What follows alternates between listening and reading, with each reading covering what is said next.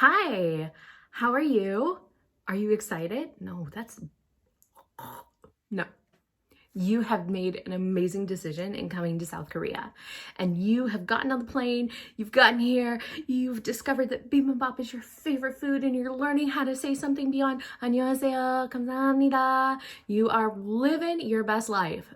But what happens when you go to pay for your 10th iced coffee of the day? It happens. And all of a sudden, your debit card or credit card from back home gets declined. What do you do?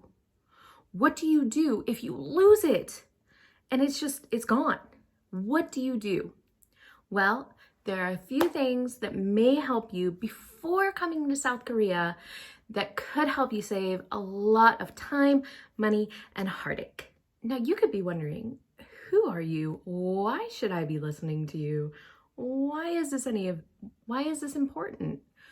My name is Trish, and I am an American. I am from all over America, and I also have been a banker for the last eight of the last 10 years. And I've also made this journey to South Korea twice as a teacher. Right now, I'm currently a teacher in Seoul, and I have learned that there's a lot of information that I could share. So there are definitely 5 things that help when coming to South Korea in terms of money. Now, all of this information is really applied towards Americans because I myself am American. And so all of this is coming from a banker's position in America. Number 1, you need to think about national bank or local bank. This may seem like not a big deal since all banks are kind of run the same, but there's actually a lot of differences in terms of things like travel notifications, customer service. So the very first thing you need to think of is national bank or local bank, or even a credit union. Now, I worked for a regional bank and a national bank, and I found that even the smaller regional banks don't have 24-hour customer service numbers. They also may not even have an international customer service number.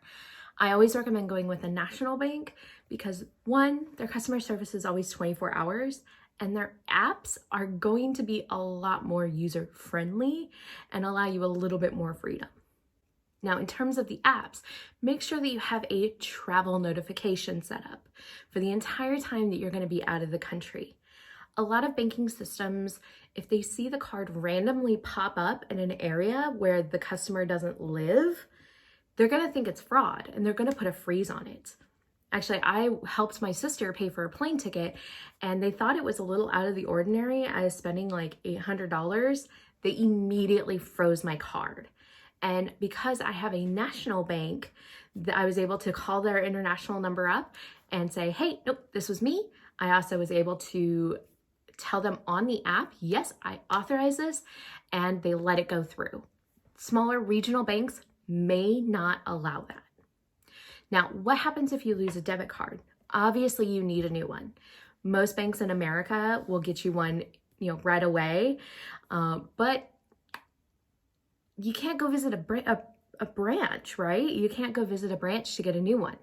So bigger banks also tend to be able to ship you one a little bit more easily than a local one or a credit union.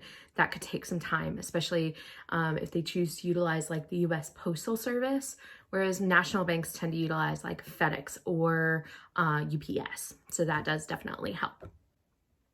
Now, when you get over here, it's going to be a little bit of time before you can get your own bank account set up. So you'll probably have to use your local card before you can use your Korean bank account card.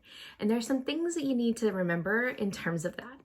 Most national debit cards will charge an international transaction fee. I would check with your bank as to what that transaction fee could be. Most of the ones that I have worked for or have seen are along 3%, which getting a cup of coffee is not that much.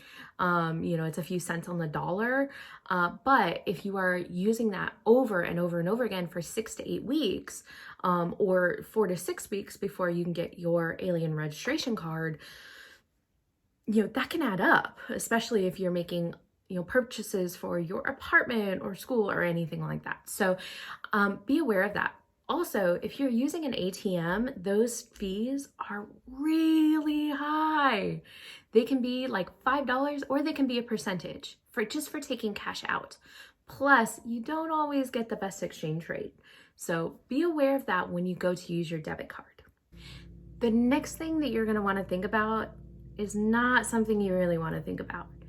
Unfortunately, we are living in a pandemic right now at the time of this, and unfortunately, people are dying. So what happens if something unfortunate were to happen to you while you're here? What happens to your money back home? The next point I want to talk about is account ownership. Account ownership, there's 3 different things that can help you from simply having all of your money tied up. It can range from a joint owner to a power of attorney to a beneficiary. Now, each state in the US is going to be different. And so you definitely want to make sure that you research the laws in your state and ask your bank what they need and what they recommend. But the 3 things that you can take a look at are joint ownership.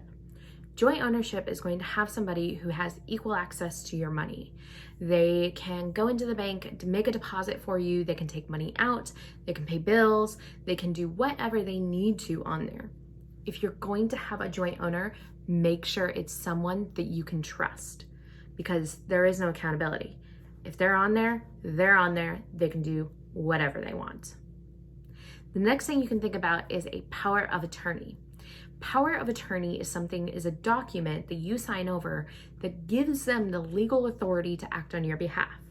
There are different power of attorneys, and many are available online, but there are some banks that do have forms that have the necessary language in there that they require. Some can accept general power of attorneys, some can accept durable power of attorneys. Again, ask your bank which one they need, and they'll be able to kind of point you in the right direction. A power of attorney allows somebody to act on your behalf as if they are you. There is some limitation in this because these power of attorneys stop or cease upon death.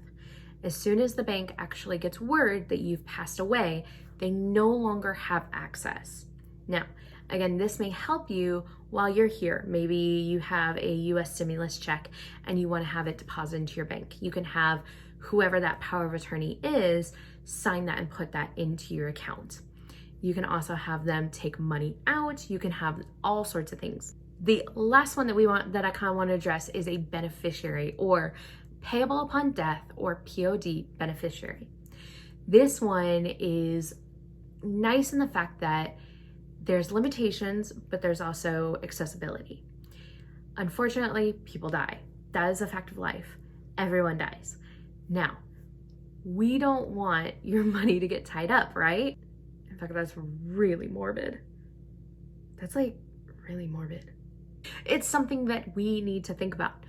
So, what is a beneficiary? A beneficiary is someone who probably won't know they have access to the accounts until the executor of your estate brings it to their attention. A beneficiary, or POD beneficiary, can go in with a certificate of death, a death certificate, present it to them, and they get all of the money right there and then, and they close out your account. No questions asked. Now, that is something that you would have to add before you leave. Most banks will not allow a power of attorney to add a beneficiary. That has to be you. So you definitely want to make sure that is someone that you trust, that you know is going to take care of things on your behalf in the unfortunate timing of your demise. It's not fun to think about. Side note, I would also think about maybe a will. There are lots of forms out there. Definitely contact a lawyer and talk with your family about all of this, because things happen. I actually experienced all of this with my dad when he passed away. A couple years ago, he made me power of attorney, he made me joint owner, he made me the executor of his estate.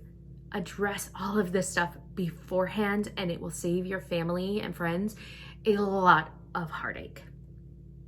Now, coming to Korea, we've gotten past the hard part. We've gotten past the thought of our deaths. We've gotten past all of the travel notifications, and transaction fees known and everything. Now you are on the plane coming to Korea. Like I said, it's going to be some time before you can get your bank account set up. You have to have your alien registration card. That can take about 6 weeks. Maybe less if we're getting past getting back to pre-pandemic standards, but it can definitely take about a month, and it is really frustrating. But once you get it, your school should be able to help you open your bank account. I suggest signing up for online banking. That's going to help you pay your bills. That's going to help you with all sorts of just keeping track of your money. If you want to transfer, like you're going on a trip to Jeju or you're going somewhere and you want to transfer money to friends, that will help. Online banking will help. It is completely different here than it is in America. There are all sorts of cards. There are all sorts of online certificates. There's just all sorts going on.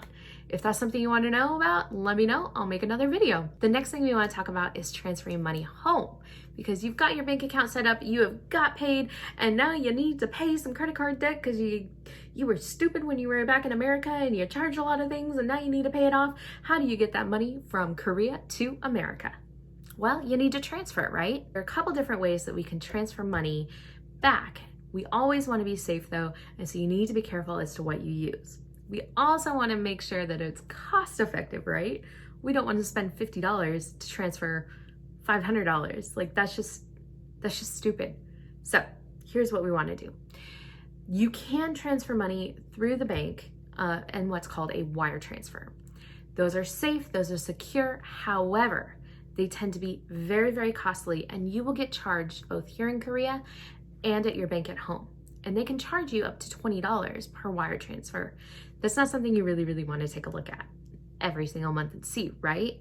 You don't want to lose, a couple $100 a year in just trying to get money back home. There's another way that you can do it. SendPay has become a little bit popular here in Korea. I've seen a lot of people suggest it. I actually use SendPay because it's 5,000 won, or just under $5, and you get to transfer money. It's really quick, really easy. Just make sure that you have all of your banking information in terms of your account number and routing number.